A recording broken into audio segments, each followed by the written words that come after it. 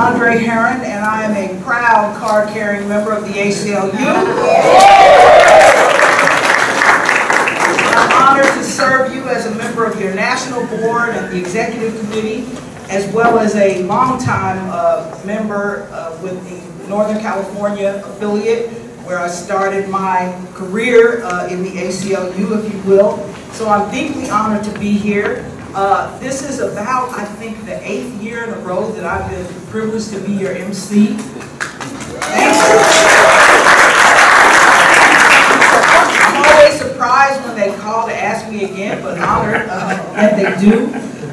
Actually, I just flew in this morning from New York, where I was doing some national board work, and it's always, interesting to fly these days. I know that a lot of people complain about the enhanced TSA regulations. It's kind of a problem. But I actually don't mind it so much. I just think I should be able to pick my TSA agent. It's like Raul over there. He looks like he could give a pretty good little pat down. Come on over and let me see what you're working with. But I'm going to need dinner and drinks. Because they do get a little intrusive sometimes. But I'm thrilled to be here with you this afternoon.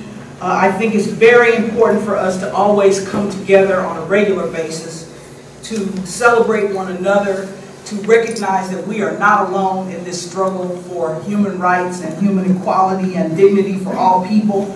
And it's nice to just get together and know that you're among friends and that you aren't out here struggling alone to make the world a better place. So I want to thank you first for joining us today. It's always nice to see the faithful come out every year. And this is the day the Constitution is made, so let us rejoice and be glad in it. To begin with, I want to start with some acknowledgments. First, we want to thank the ILWU Union Local 34 and Paragon for hosting today's festivities.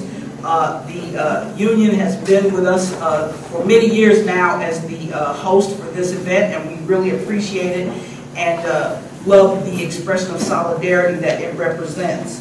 I should also tell you that I have a few challenges in terms of the pronunciation of some names today. So if you'll bear with me, I also want to thank Terry,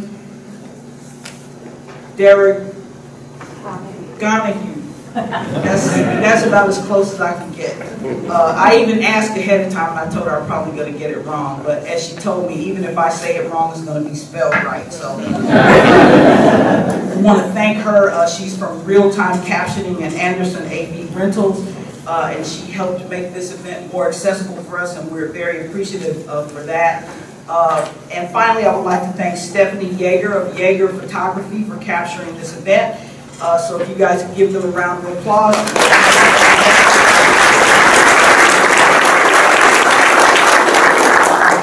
I'd also like to ask everyone on the ACLU of Northern California Board of Directors to please stand or wave your hand and be recognized and let us know where you are.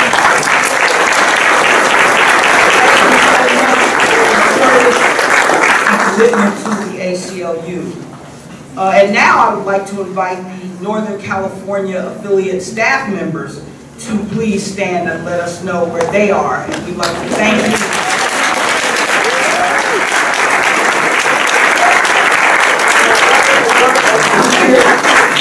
Those who know me know that I have a particular soft spot in my heart for the staff who make all of us look so good and do their work so selflessly and tirelessly. But they are the backbone of this organization, and we never want to miss an opportunity to thank them for their wonderful work and their great commitment to the cause. I should also mention that today's event was planned by our talented organizing staff, who are great because they always tell me where to stand and what to say, and it's fantastic. I'd like to also recognize any community leaders and elected officials who may be here to acknowledge your presence and thank you for being here. Now, without further ado, I have the privilege of introducing our first presenter, the board chair of the ACLU of Northern California, Mickey Welsh. Mickey is an attorney in private practice in the firm of Stoner, Welsh & Schmidt in Pacific Grove, where she specializes in employment, education, and civil rights law. Mickey has been active in the Monterey chapter for over 30 years and chairs the chapter's volunteer legal committee. Among her many accolades, in 2005, she was the recipient of the Lola Hanzel Courageous Advocacy Award. She became chairperson of the ACLU NC in 2011, and we would like to take a moment to thank her and congratulate her on chairing her last board meeting today. So,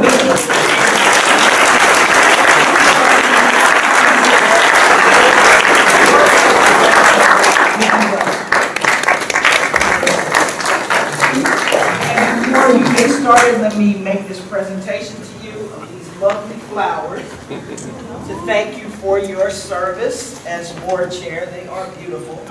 And without further ado, Mickey Welsh. It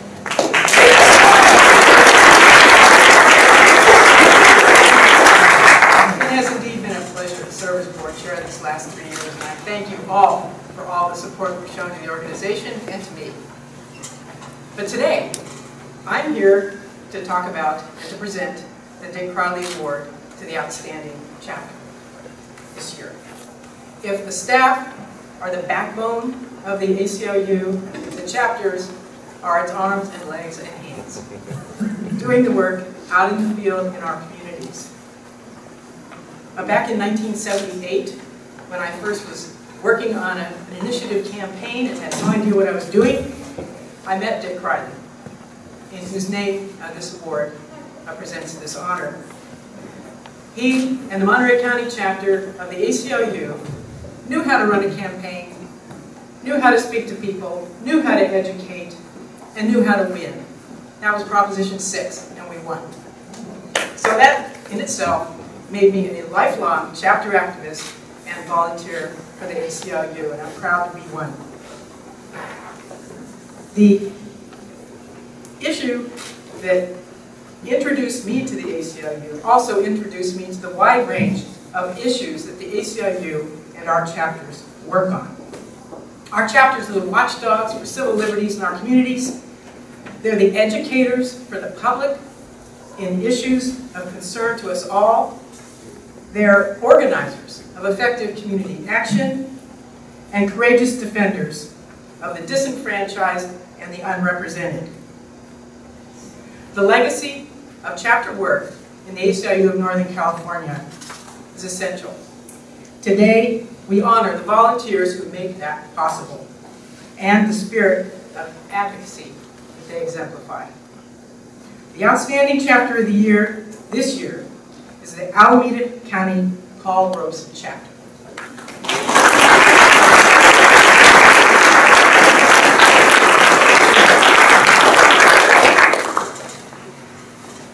I would like to invite all the Alameda County Paul Robeson chapter members who are here today to join me on the stage. So just come forward.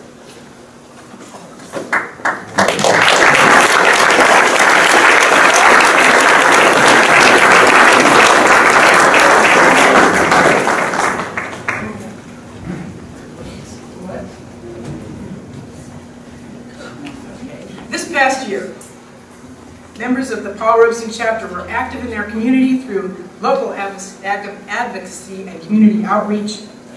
In particular, they opposed local surveillance through speaking out against Oakland's Domain Awareness Center. That was an initiative that would have aggregated the data collected from public and private cameras, creating a mass surveillance system.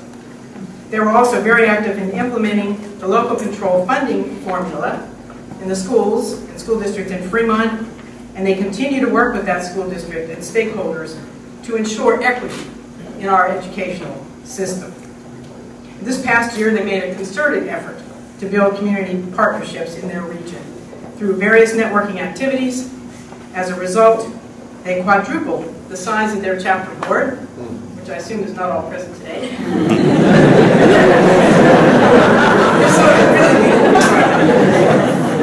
And we look forward to seeing their accomplishments in the year to come under the new chapter implementation program.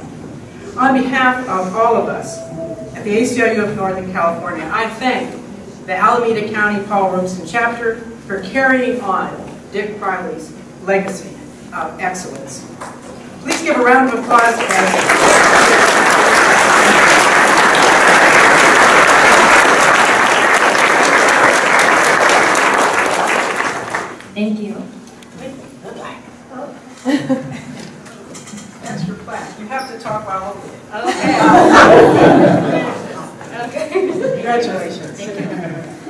Saul Alinsky said that his philosophy is anchored in optimism. And he said, it must be, for optimism brings with it hope, a future with a purpose, and therefore a will to fight for a better world. And I think after the last couple of weeks and the injustices that we've seen play out, it can be hard to feel optimistic. And that's why it's so important that we focus on our victories, which I'm sure we'll be doing a lot of today. And our chapter is really honored to have played a part in the successful campaign to pass Proposition 47 this year.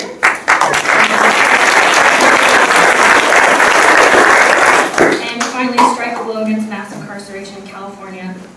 And our small but mighty chapter board, which is about to get a lot bigger thanks to some exciting new candidates, has really stepped up in this past year in being in legislators' offices constantly talking about everything from drones to reproductive rights, to speaking at city council meetings about surveillance, about sex ed, to tabling at Oakland Pride and First Fridays to really be a face for the ACLU in our communities.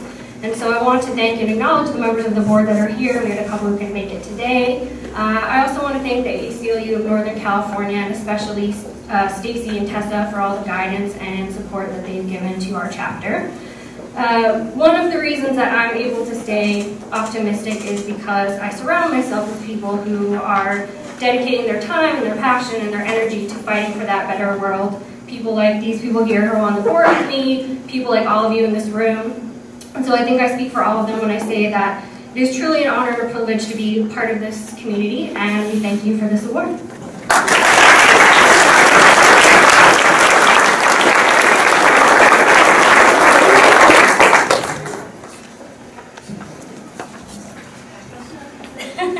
I like each other, get close.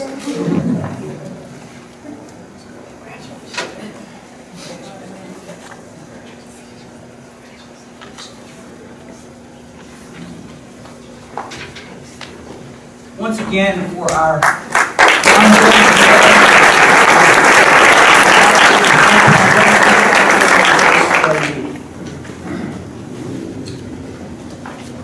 and now I have the pleasure of introducing the next board chair of the ACLU of Northern California, Beverly Tucker.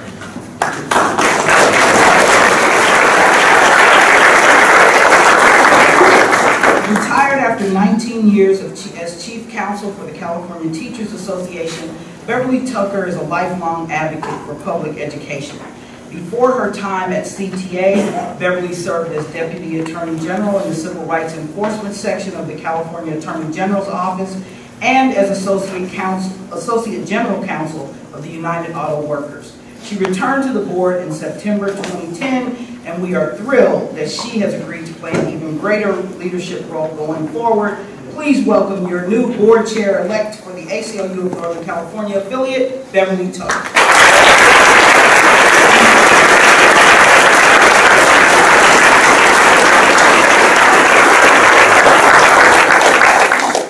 Thank you, and thank you for that kind introduction, Aundré. Good afternoon, union supporters. We live in exciting times.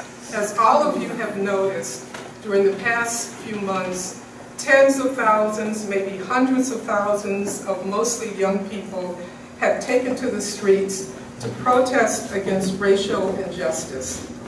Today, we are gathered to honor an individual who has spent the last 20 years or more advocating for racial justice in a different manner.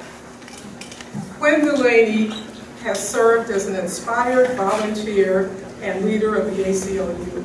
She began her work as a compliance counselor in 1988. Over the next 25 years, Quinn never said no when she was asked to serve.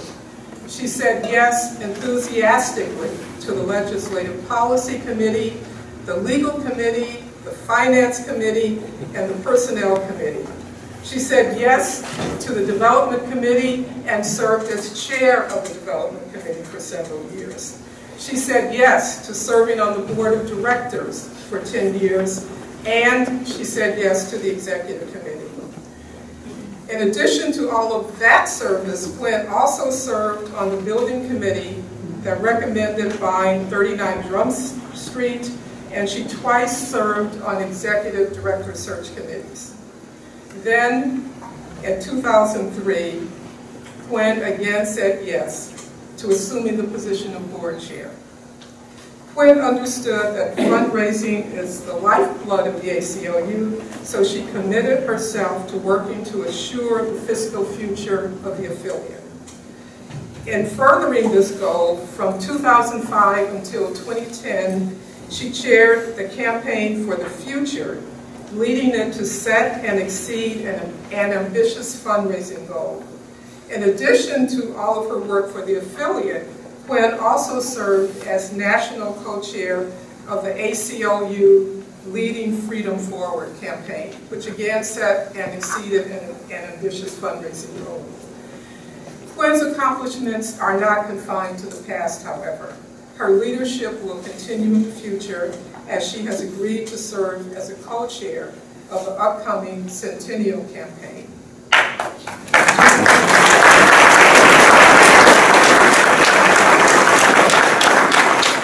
During her many years of volunteer service and leadership, Quinn has proven herself to be a generous, diligent, wise, and committed advocate for civil liberties, and in particular for racial justice and women's rights. She has become a supremely effective leader of the Bay Area and national civil rights communities. Quinn has been a catalyst to the growth of the Northern California affiliate, helping to transform it from a successful 20th century civil liberties organization, mainly focused on litigation, to a dynamic and multifaceted organization, embracing a broad range of issues and pursuing many avenues to achieving its goals: public education, community organizing, legislation, political action, and litigation. Dorothy Ehrlich, the former executive director, who worked with Quinn for many years, asked me to read some remarks that she prepared for this occasion, and I'll do that now. What's less known, but perhaps even more important, has been your invaluable guidance as the behind-the-scenes advisor with impeccable knowledge and deep understanding of organizations, including how they actually work and what they need. How lucky we are to have had the benefit of your most sensitive insight and your visionary leadership all these years. The ACLU would not be the organization it is today without you. You are a truly courageous advocate for justice, and you light up our lives with your absolute goodness.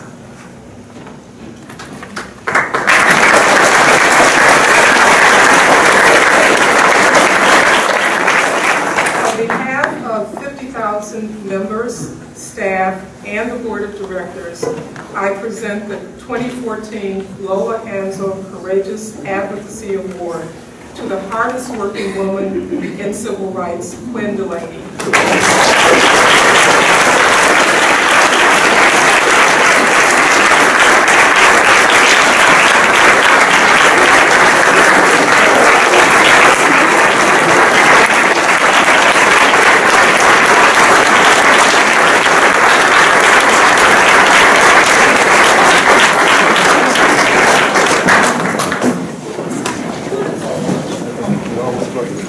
Well, I am so honored to receive this award. I think the ACLU is the most amazing organization ever, so to be receiving this recognition from you all is really humbling and wonderful and really means so much to me. So thank you, Beverly. Thank you to the board and staff of the ACLU, and thanks to everyone here. You know, I was thinking as you were talking, Beverly, that I was remembering how you used to be my connection to the ACLU. We would meet once a year, and you would tell me about what was happening in the ACLU, and then you would ask me for my financial contribution. We did this every year, and that was probably like 25 years ago. And those meetings between an ACLU volunteer and an ACLU donor is really the basis for the wonderful ACLU development program that we have here. And if there's anyone here who doesn't know about the development program, I'm sure there's a volunteer ready to talk to you about your contribution. As Beverly said, I was a chair of a lot of different committees, or served on a lot of committees, and chaired the development committee and co-chaired the national campaign. And the reason why that campaign was so successful is because of the values that the ACLU places on fundraising. Those values are based on human relationships. It's all about integrity and honesty. And I learned that here, and I've taken it with me, so that now I'm in a position where frequently people ask me for advice on fundraising, and I always go back to what I learned here. It's all about the relationships. But fundraising wasn't the only thing I learned here at the ACLU. I've learned so much. Through the ACLU, they provided me really with a framework to organize my thinking, a framework for my outrage around injustice, and a framework for my passion to fight inequities. And because the ACLU is involved in so many different issues, it also provided me a framework to think about conflicting issues and how really those so-called conflicting issues really all stem from the same abuse of power. And that analysis, that abuse of power, the abuse of state power, was a real gift that I received from the ACLU. Of course, that analysis is as important today as it was when I was first introduced to it 25 years ago. We are witnessing today the worst form of abuse of state power, state-sanctioned murder. It's horrifying to see its prevalence all across cities and states, across the nation. Big cities, small cities, suburbs, in the south, in the northeast, in the southwest. It's everywhere. Everywhere, police are killing black citizens with impunity. So it's not just a bad apple. The whole barrel is rotten.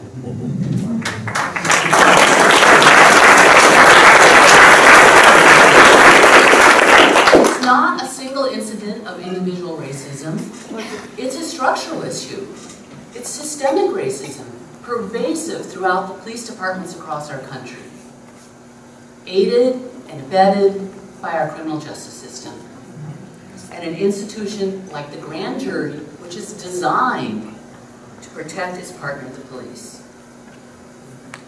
But now we all know it. It's been exposed. And that's why we are seeing thousands and thousands of protesters hitting the street, using their First Amendment rights to demand change in this repressive and discriminatory system. And the ACLU has been on top of this issue for years, for decades. Shortly after I started volunteering here at the Northern California ACLU, they began a campaign that started here and then spread across the country. DWB, Driving While Black. This was started because the ACLU wanted to address the disproportionate number of African Americans involved in the criminal justice system. But how to approach this? What was the leverage point? So the ACLU looked at traffic stops. Traffic stops, where I, as a white person, may get a little nervous, but I'm pretty certain I'm only going to come away with a ticket. Traffic stops, which for African Americans can cause so much danger, so much injury, possible injury, and even possibly death. The Driving While Black campaign created the opportunity for legal action, for community organizing, for heightened awareness, especially among white people who weren't aware of the consequences, and for advocacy, resulting in legislation to outlaw racial profiling and to require police to keep data on traffic stops. The ACLU has been working on this issue for years. The racial profiling used in traffic stops is the same racial profiling used against immigrants. It's the same racial profiling used against Muslims in their house of worship. And because the ACLU works on all these issues, they were able to make these connections between the different communities and bring people together to work against the scourge of racism, united and together. At Akanati Foundation, where I work, we are working on the school-to-prison pipeline. That terrifyingly easy way that kids of color are disciplined in the classroom, then suspended from school, then pushed out of school altogether and into the system. Or kids that are just messing around on the schoolyard where the police are overseeing their activities. School police. Did you know that the Oakland Unified School District has its own separate police force that monitors kids' activities on high school campuses and even middle school campuses? These officers are not counselors, they're police. They are arresting kids and taking them off to jail. And I don't think I need to tell you that the kids they are arresting are many, many more times kids of color. But I'm so heartened by the protests, and not to be a total downer here, I'm so proud to see so many young people, and of all races, marching on the streets demanding change. That is our hope. And that is the work of the ACLU. The ACLU has been working to end racism for decades, and it will continue to do so. It is one of the reasons that I, too, am a very proud card-carrying member of the ACLU. So I hope you all will join me and join the ACLU in doing all we can to change our racist institutions and transform the system to look courageously forward to a just world. Thank you very much. Thank you for this honor, and thank you all for being part of the ACLU.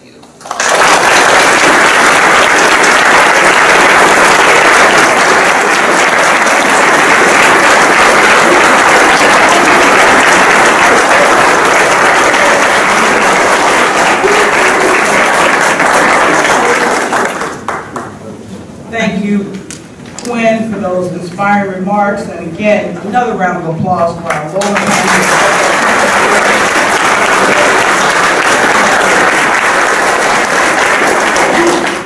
Now, I know you guys may be wondering why we have all these chairs up here. We're not going to have a panel. Actually, the staff put all those chairs there for me. And some of you know that I have a disability. So this is the ADA writ large. So anywhere I am on the stage, there's a chair there. And you should also know there's a lot of pressure put in an MC. As I was sitting there, I could hear my mother saying, "Sit up straight." You know, you have to pay attention because you don't want to show up in the pictures looking like an idiot. Try to look intelligent, look engaged, don't pick your nose. A lot of pressure, people. You know, I had this interesting experience a few weeks ago. I was performing up in Roanoke Park.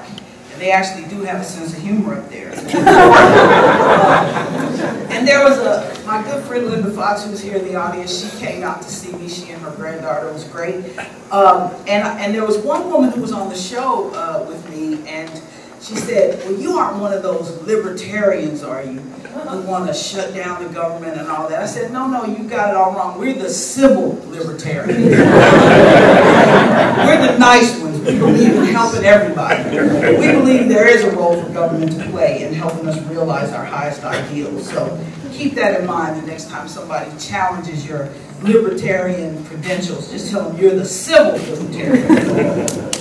So it's now my pleasure to introduce Tessa DiArcangelo, one of our talented organizers at the ACLU of Northern California.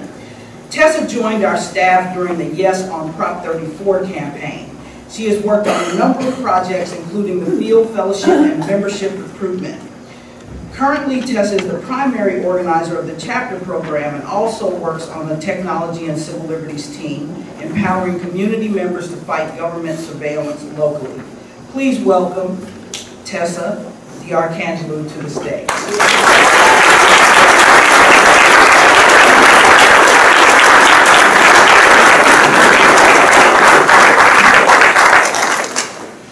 Aundré. Quinn, you might not know this, but when I first started working on Prop 34, all I heard all the time was Quinn, Quinn, Quinn, because you were such a leader on that. So I'm so excited for you, and I knew within the first week that you were a special member of the ACLU community. I also want to say we chuckled at the idea that there were 4 members standing on stage as the Paul Robeson chapter, but it was indeed 6 people working in the heart of the Bay Area against some of the biggest struggles that we face that made great changes in their community and will continue to work for those changes and do really remarkable work, and it's an honor to know you. So thank you for your work this year. The ACLU is a movement of people. Together, we win the fights that put civil liberties at the forefronts of our laws and policies, ensuring a society where justice, freedom, and equality are met for all people living in this country. Without people working hard for civil liberties, we wouldn't be able to monitor and advocate for education equity as school districts figure out how to allocate resources to their highest need students. Without people, we wouldn't have been able to make the great strides that we made with the Prop 47 victory, because it was people who got on the phones and turned out voters. And without people, decision makers wouldn't understand the human impact of their policy decisions. The people who stand in front of their county supervisors and city council members, who stand up to local law enforcement and decision makers, who stand in the streets, united in protest. These are the people who share their stories, who make their voices heard, and who make change happen. We know our work is far from over, so it is my privilege to introduce to you some of the community advocates who are part of social justice movements now and will be in the future to come. Will this year's Field Fellows please join me on stage?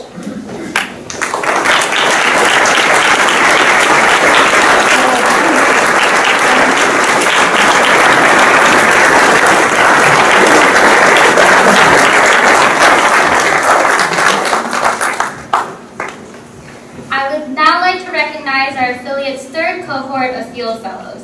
These individuals took part in an ACLU field placement, meaning they worked in their communities all over our region, and they were working to help us implement AB 60.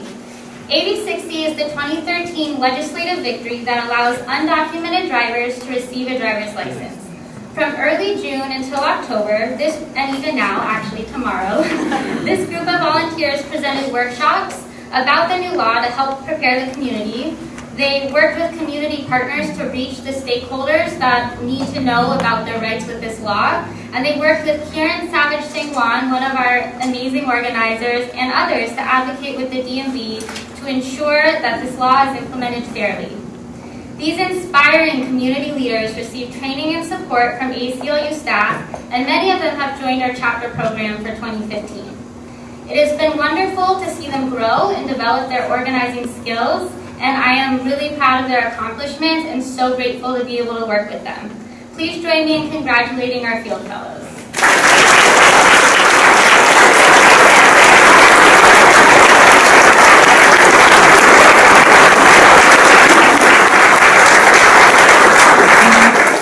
Daniel Etler from San Jose.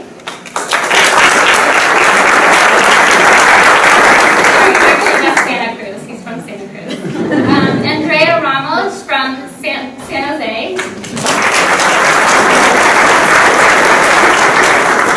Jose Quezada from Sacramento.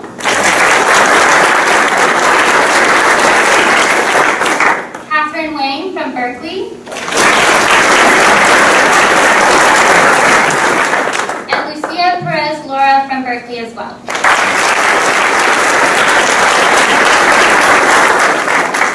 Not here with us today, but who did an equal amount of amazing work.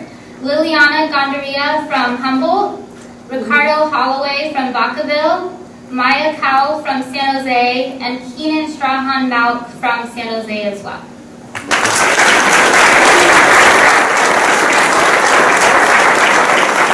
Jose and Andrea are going to share a few words about their experience.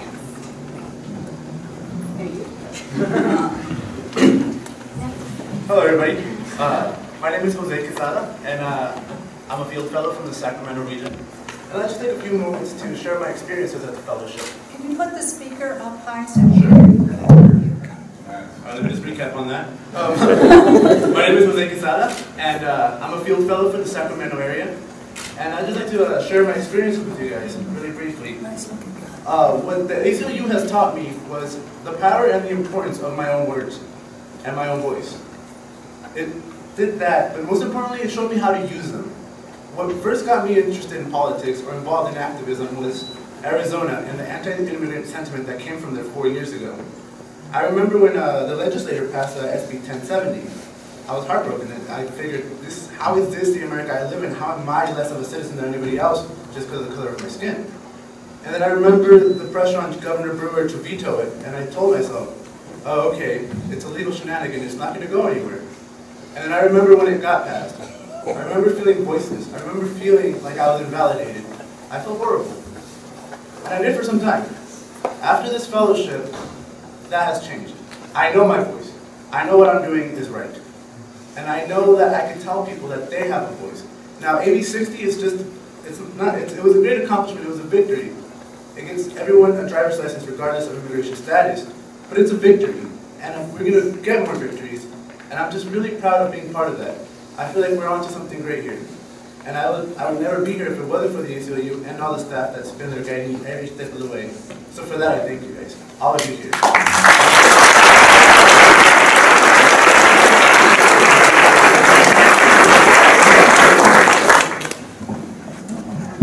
I'm a little short.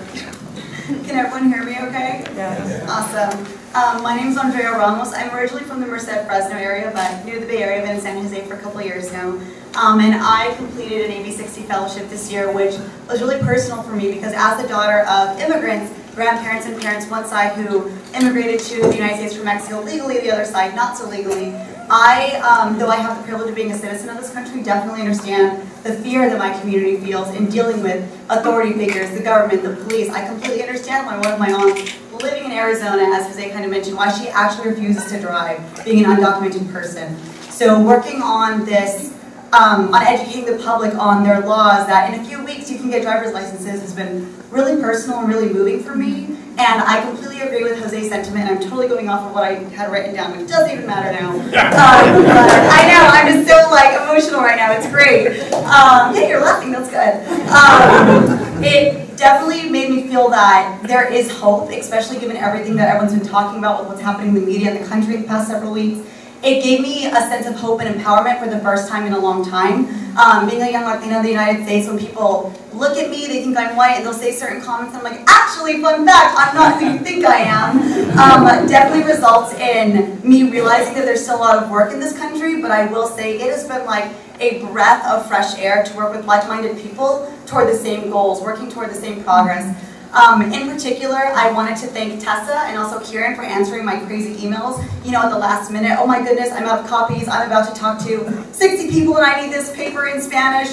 It has been wonderful. It's been incredibly humbling and just moving. It's moved me to finally get off my butt and decide to go to law school, so that's kind of exciting. I know my mom's crying, but she's like, thank God. But I did really want to say thank you to everyone who's here and for supporting us and for making me feel like me and my family matter. And yes, I'm funny. Thank you for realizing that. But yeah, seriously, thank you for making us feel like we matter. I feel like for the first time in a long time, my voice matters, which is something that in my young life I haven't really experienced. And also that my Spanish needs a little bit of brush up, but don't tell my grandma. But yeah, seriously, thank you. I'm going to shut up now.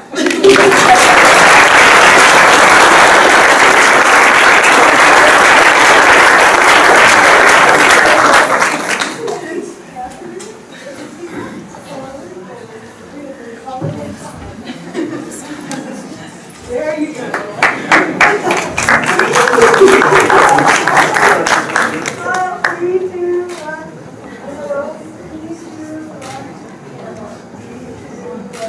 You have to have all of your plaques.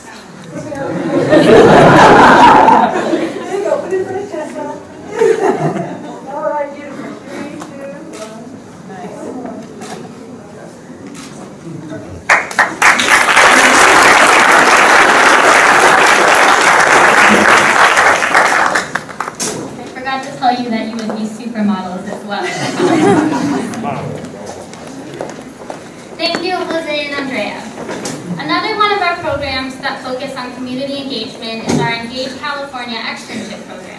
Engage California's externship program is designed to develop the leadership and organizing capacity of young adult activists and leaders, particularly young folks of color, who are passionate about civil liberties and rights issues.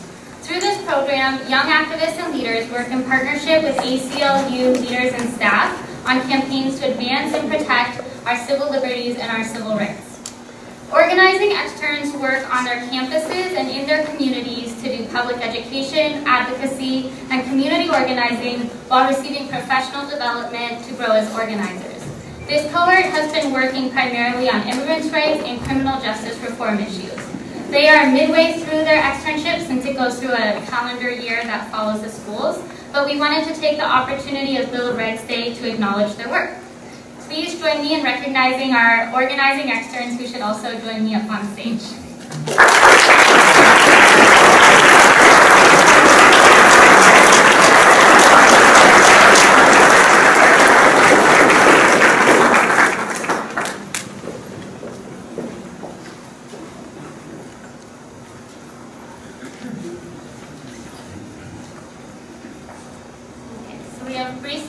From Fresno.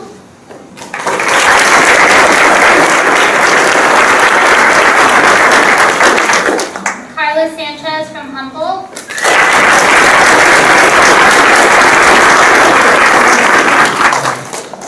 And Stephanie Canales, who is working with us in Fresno.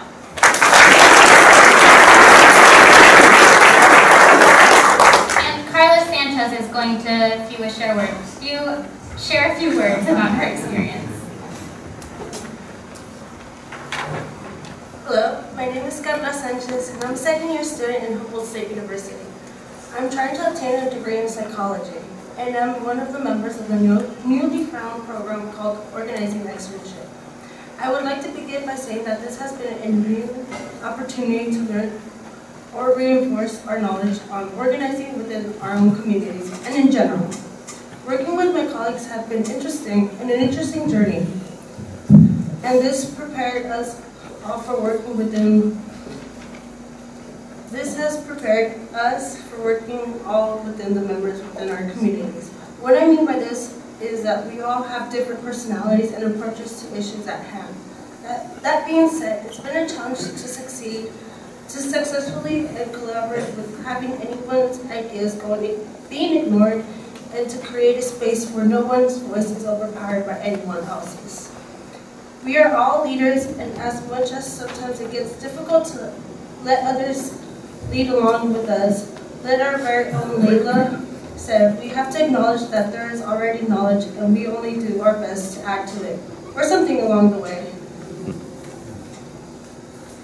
My experiences with this organizing externship has helped me grow as a person and as a community organizer. I came to discover that Humboldt County would be a challenging place Humboldt County would be a challenging place due to the lack of resources that is presented because the county refuses to offer them. Unlike my fellow externs, I did not have the support from the advantages and resources that accompany the urban cities. My fellow organizers have access to closed doors, networking, and connecting to other adjacent cities. What I mean to say is there are many challenges along the way that came unexpectedly. Some were physical illness that led me to be hospitalized for several days. Another just puzzle pieces that we, the AB60 group of Humboldt, had to put together. One of our greatest strengths was the usage of community leaders from the different small towns that helped us develop a game plan to figure out the space, the time, and the information that would benefit the people. Communication is a key aspect that one can and should be developed. So my one-on-one debriefs through the programs were very essential in the growth of the AB60 campaign because it gave me the access to a support person that I could talk to about my questions or ideas. Additionally, every 2 weeks we did a conference call with all these externs presenting through webcam or phone calls. In the calls we had debriefs of what is wrong, what is working and what is not working. The conference calls were also extremely helpful because we were given the space to give as well as receive critical feedback or support from each other in our own community struggles. Finally, I would like to thank Lola, Pam, Stephanie, and other ACLU and the ACLU of Northern California and the people who are here to support me through the wonderful experience. And of course, my fellow externs that are standing next to me and are supporting me like they always have. I would like to end this with a quote from Huey Newton and say, "The revolution has always been in the hands of the young. The young has always inherited the revolution." Thank you, everyone, and enjoy the rest of your day.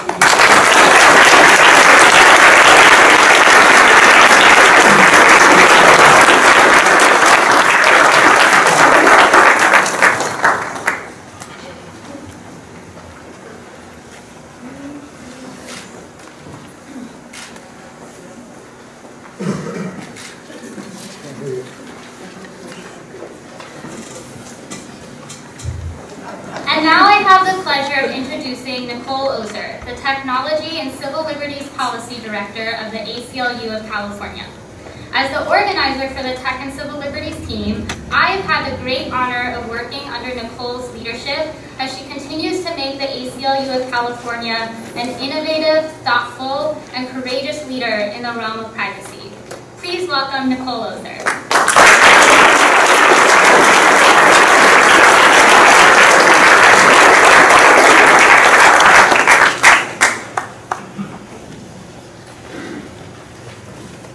Wonderful to be here with you all today. Some of you may remember the last time I stood on the stage at Bill of Rights Day. It was my first week of work as the Technology and Civil Liberties Policy Director, and we were really excited to launch our new program. Today, I am so proud that we all have so much more to celebrate. All of the amazing work over the past 10 years in the courts, in communities, in the Capitol, and with companies, to really make sure that as technology has advanced, our civil liberties have not been left behind. It's been because of all of you, our chapter members, our donors, our coalition partners, and our amazing staff, particularly my partner in this work for the past 6 years, Chris Conley, that we've been able to do exactly what we set out to do 10 years ago. And today we can celebrate landmark laws, groundbreaking policy research, community and company change, and really important precedent. Our work over the past 10 years hasn't been easy. Like all ACLU work, we go up against very powerful forces, often 2 or 3 of them at the same time. And it's become even more clear after the Snowden revelations just how much more work we have to do, and the vision and the determination that's going to be necessary to make it all happen. But like we have done the past 10 years, we will continue to look to the person we're honoring today as a role model for how to make that big change happen, Professor Pam Samuelson. Pam has long been a mentor of mine, and it's not an understatement to say that I would not be standing here today. In fact, I would probably not be a public interest technology attorney at all if it were not for Pam's vision and all of her encouragement and support over the years. Pam is a true pioneer in technology and civil liberties. Pam is taught at the world's leading legal institutions and is one of the most influential thinkers in the country. Over the past 3 decades, she has molded modern thought on privacy, free speech, and technology. But she has reached far outside of academia, and Pam has done so much more. Pam has given an immense amount of her time and energy to serving on the boards of the country's leading digital rights organizations, including the ACLU of Northern California. Pam has helped us to strategically tackle very challenging legal and policy issues, and she's been a leader in encouraging other academics to join in this work. But again, Pam has done even more. Most personal to me, Pam has been the driving force behind developing and funding public interest technology clinics and centers, first at Berkeley and then across the country. Pam has inspired new generations of attorneys, including me, to dedicate their careers to protecting the public's digital rights. For all these reasons and many many more, the ACLU of Northern California is so proud to honor Pam Samuelson today and her groundbreaking work to promote civil liberties in the digital age. And as you can tell, it's truly my privilege to present her today with the organization's highest honor, the Chief Justice Earl Warren Award. So I hope you will join me in congratulating Pam and welcoming her to the stage.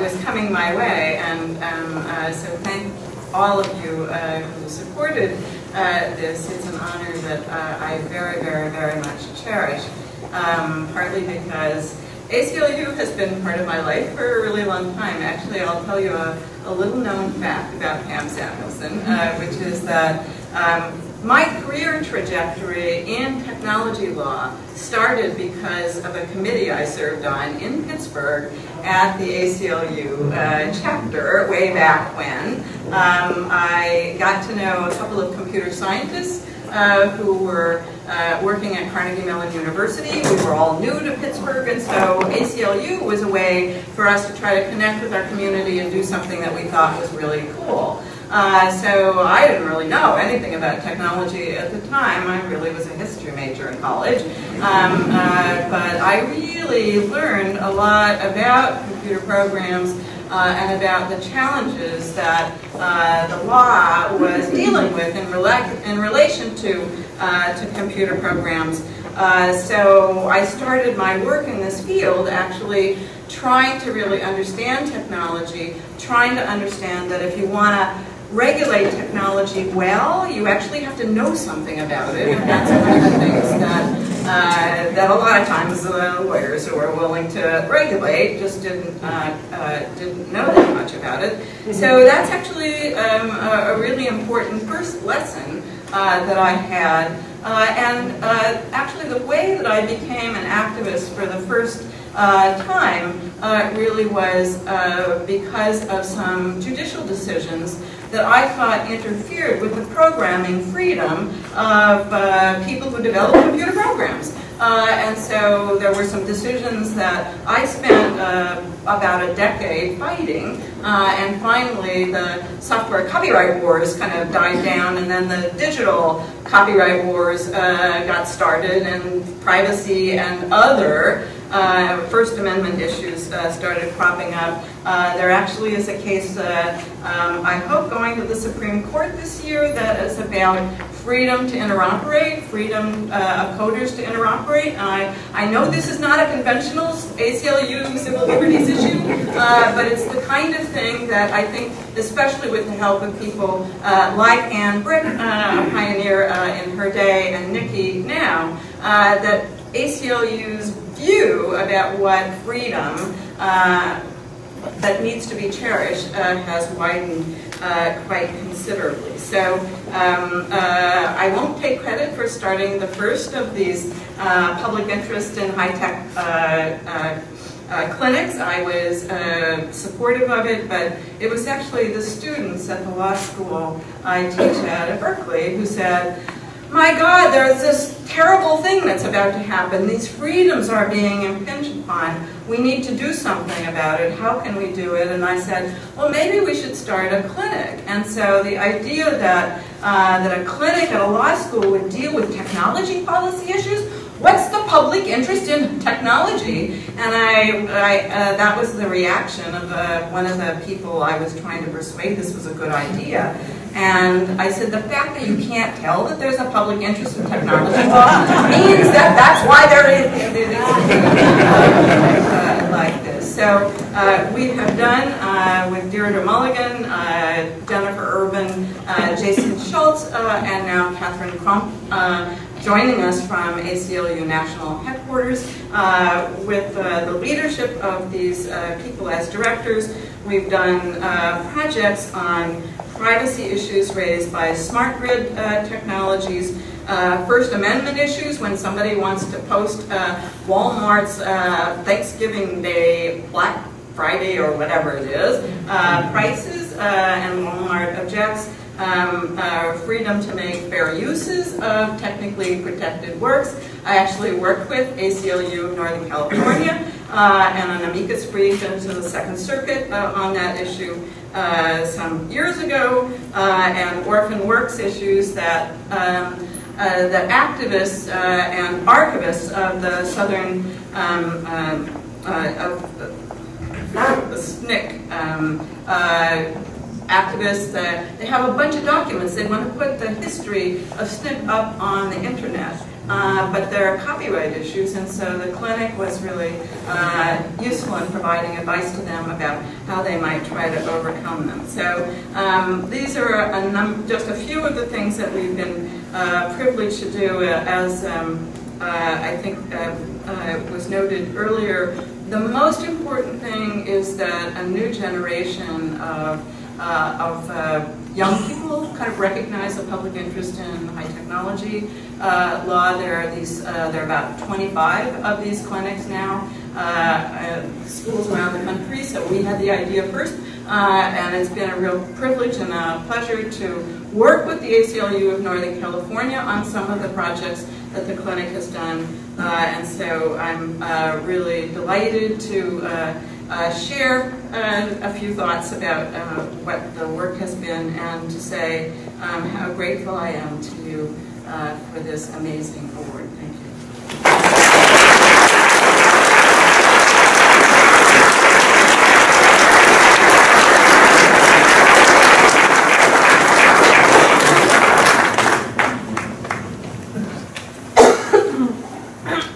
Let's have another round of applause for our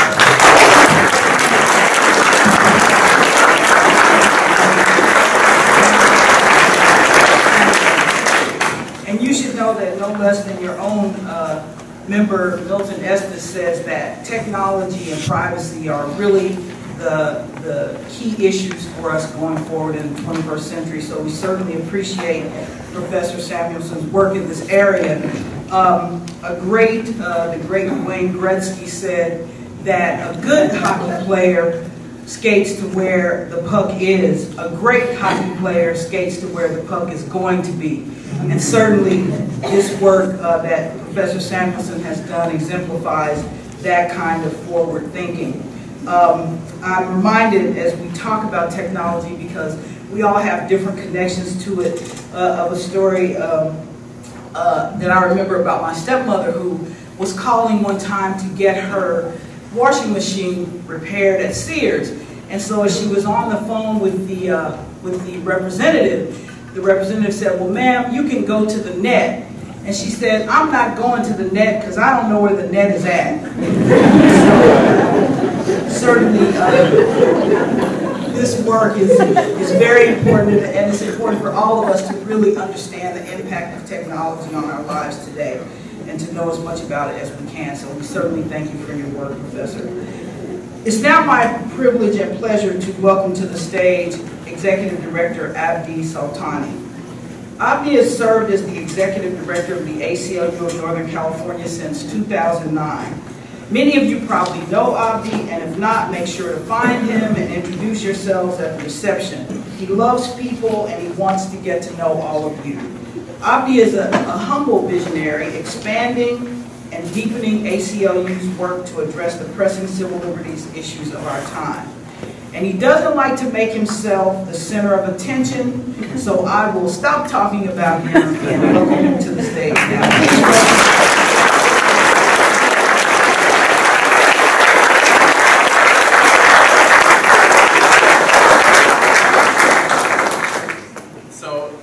I'm incredibly grateful. I'll talk more about what I'm grateful for in a moment, but first and foremost, I'm grateful to Aundré for being such an outstanding MC, but more importantly, outstanding leader in the National ACLU Board of Directors as well.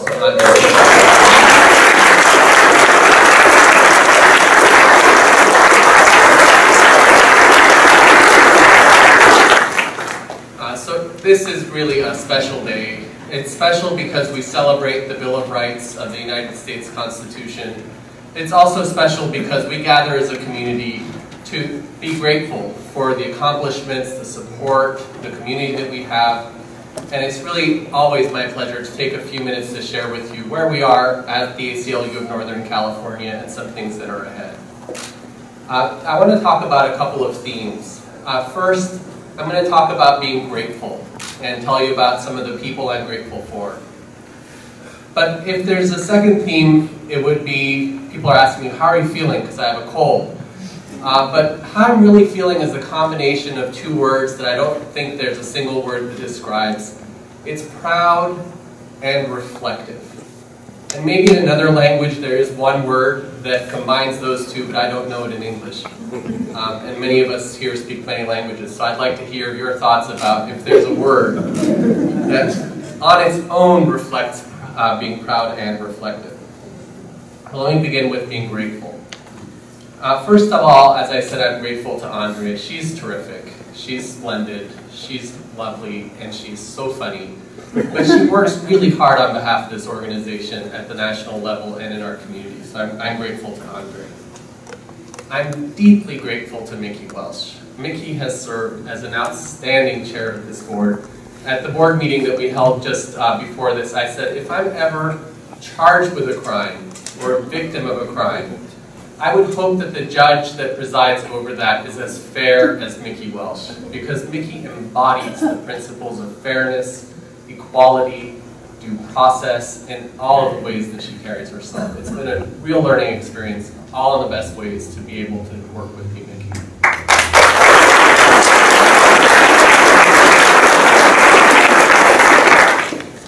I'm grateful to Beverly Tucker, who is stepping in as the chair of the board. And as I think about the phases of work that we undertake, one of the major areas of work with Mickey as the leader has been really about the vision for our chapters in terms of developing a strong intergenerational, multiracial base in our communities. And I'm very much now looking forward to this next phase of work with Beverly as the chair, and thinking through some big picture challenges, some big picture goals that with her leadership we'll be able to accomplish. So I'm grateful to you, Beverly. Thank you so much.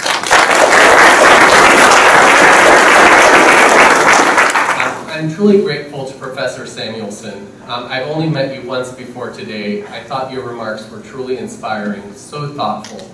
And the idea of looking ahead and being ahead of where the puck is going to be is really embodied by the work that you have done. I shared with you earlier the impact that Nicole, Ozer, and the team that she has built here. If that is just one reflection of the impact you've had, I can only imagine the exponential difference you've made in our communities and in our country.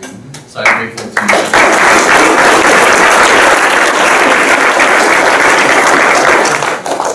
And I'm truly grateful to Quinn Delaney. Quinn, I've known Quinn since I was probably just 2 or 3 years out of college, working as a community organizer at Californians for Justice. And every step of the way, when my baby was born during the midst of the No on Prop 54 campaign, which would have banned the collection of data on race and ethnicity, Quinn was thoughtful enough to send like really sweet-looking baby clothes in the middle of a ballot measure campaign. And it meant so much to me, just that small gesture of thoughtfulness and care. And Quinn has been a truly inspiring leader, and I think your remarks today really actually set the bar for what I need to take on next as the Executive Director of the ACLU, and I thank you for your leadership and your inspiration.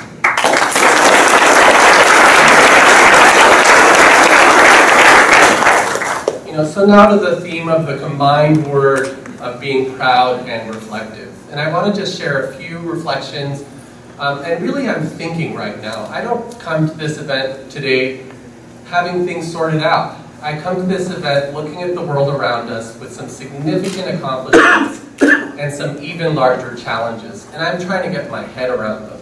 And I look forward to you engaging with us in that thinking, in that process in the year ahead. First, just a few little notes of organizational news that I really want to share with you. As you know, we've been working to build the ACLU of California, our collaboration with the ACLU of Southern California and the ACLU of San Diego and Imperial counties. You might recall at a previous Bill of Rights Day, I talked about the need to expand into inland California. We have a vibrant program in Fresno and throughout the Central Valley, and the ACLU of Southern California has now opened an office to serve Riverside and San Bernardino counties, which are going to be critical to shaping the future not only of this state, but of the country as a whole. We're expanding our Sacramento office, and I'm thrilled to tell you that Natasha Minsker, who served as our death penalty policy director and then associate director, she's not here today because she's literally packing her house to move to Sacramento to assume the leadership of that office of the ACLU. So these are some of the organizational changes that are underway. But I want to talk now about what I'm proud of and what I'm reflecting on in relation to our work. In the area of reproductive rights, we had the setback of the Hobby Lobby decision, which allows corporations to use religion to discriminate. And that is a setback. But behind that was a success, because we were able to embed contraception for all people in the Affordable Care Act. So we have a lot of work to do to continue to ensure access to reproductive rights and reproductive justice for every man, every woman, every person in our community. And there's a lot of work to be done in that area. But despite the setback, I'm proud of the progress that we've made. In the area of marriage equality and lesbian and gay rights, this organization and this country has made tremendous, tremendous progress, not in a short amount of time. It took decades of work, but we're now seeing the payoff and the momentum of that work. As I speak today, over 30 states recognize marriages between two men and women, and our federal government recognizes those relationships too. We still have a lot farther to go to get that to be every relationship in this country. And there's still a lot more work to be done on our work for LGBT rights, and especially a greater emphasis on the rights of transgender people and gender nonconforming people. Quinn talked about racial profiling, and I'm going to talk about that in relation to a number of our issues. This area of immigration and immigrants' rights has been a focus of our energies, substantial energy over the last several years. As you know, President Obama announced administrative relief and executive action to provide some relief from deportation and work permit to millions of immigrants. And this is a significant victory to which we owe the greatest credit to the immigrants' rights movement, the undocumented people who stood up and used their First Amendment rights to speak up and put the pressure on the president and on the country. But what happens next is a tightening of the vice, really, on groups of immigrants who are not eligible for that path. That includes the newest arrivals, including the children and families who are fleeing persecution in their own countries, as well as those who have been entangled in this incredibly racist and unjust system of policing and criminal justice. So the work of the ACLU will be, in fact, needed even more, not less, because of what will happen next. In the area of criminal justice, this year was a year of significant, significant change. The passage of Proposition 47 is an accomplishment that every person in this room should feel as theirs. This issue of felonies for low-level drug offenses and property crimes is one that the ACLU and our partners raised several years ago, that we worked diligently to pass through the legislature only to have it vetoed. But through the leadership of our friends at Californians for Safety and Justice and many partners, we were able to get that done with the will of the voters of California to change and put a dent into the system of mass incarceration in this state.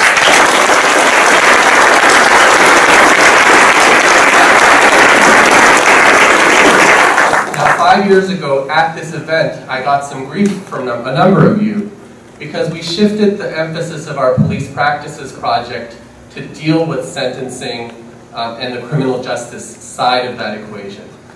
We were looking at the economic recession, providing an opportunity to use the fiscal pressure to reduce incarceration levels, and I made a choice to shift energy from street-level policing to the back end of the sentencing system.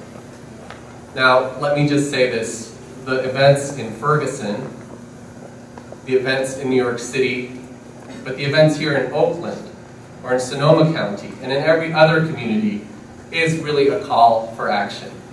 And the dual energy that the ACLU has had for decades on police practices and police abuse, as well as racial profiling with the campaign that Michelle Alexander led, is a challenge that we're going to take up again as we look to the new legislature and what lies ahead immediately as early as this January.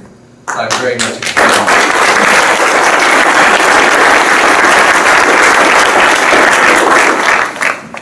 The criminal justice system also intersects with another issue, which is the issue of poverty and economic inequality that is so deeply embedded in our society and is getting worse and widening.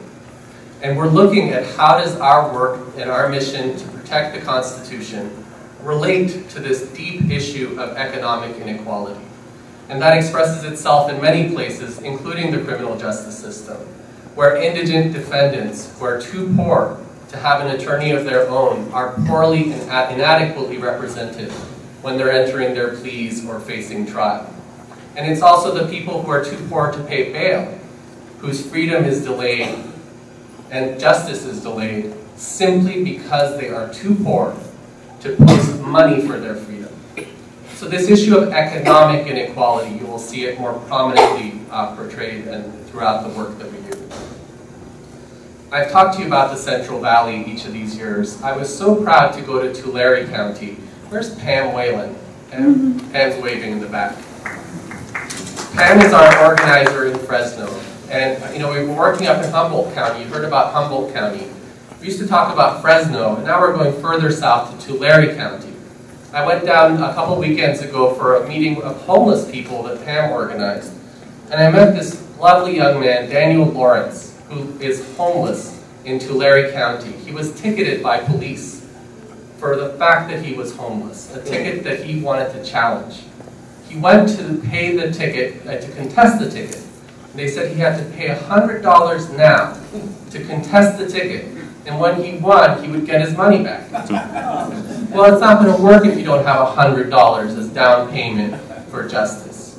He challenged it with the ACLU, and he spoke with pride in Tulare County about how he was able to strike this down not only for himself, but as a policy of the county of Tulare.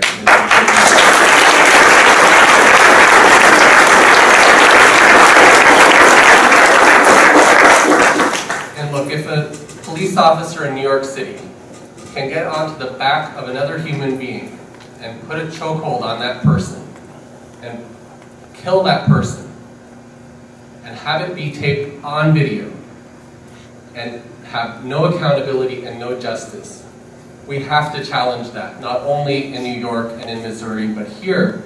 But this is where the work that Pam Samuelson spoke of and that Quinn Delaney spoke of come together, which is around technology, with drones and license plate readers and warrantless searches of emails, the new tools for racial profiling and police abuses of power will exceed the chokehold and the gun, and will include things that will be pervasive in every aspect of our life and every moment that we're living in. And that's where our fight for technology and civil liberties is so important as well.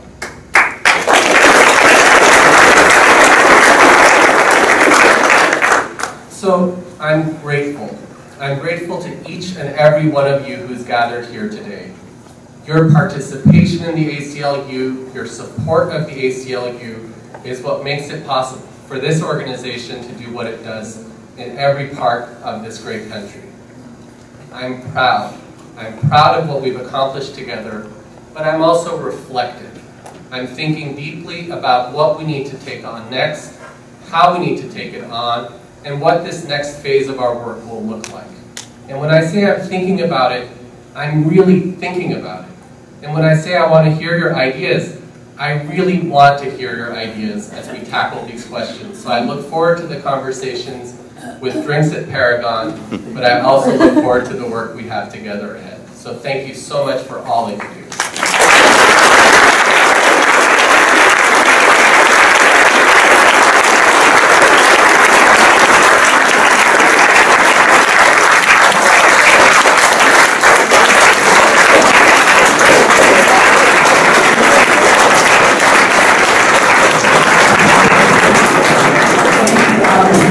very inspiring remarks. I don't know about you guys, but every time I come to the Bill of Rights Day, I feel like I can go on another day.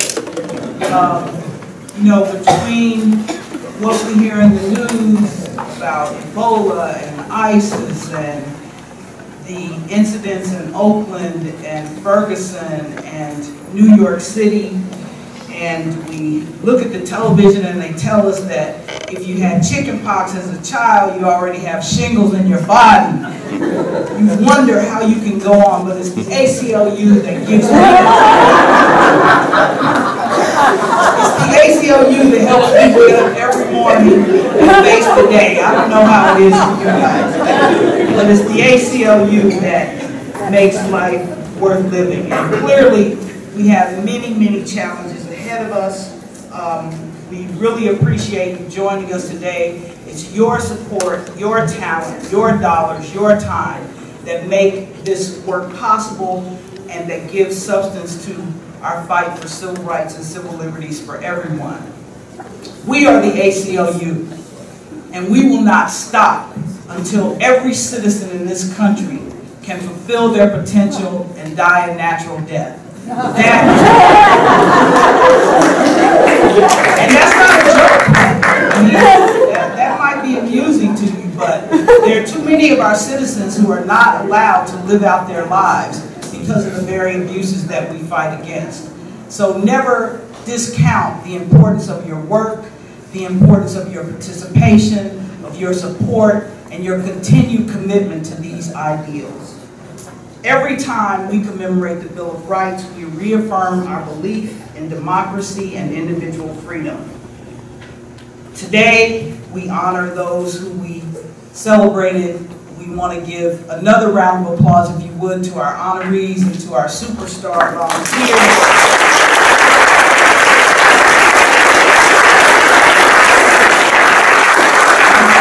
Particularly excited to hear from the young people because they represent the future of the ACLU.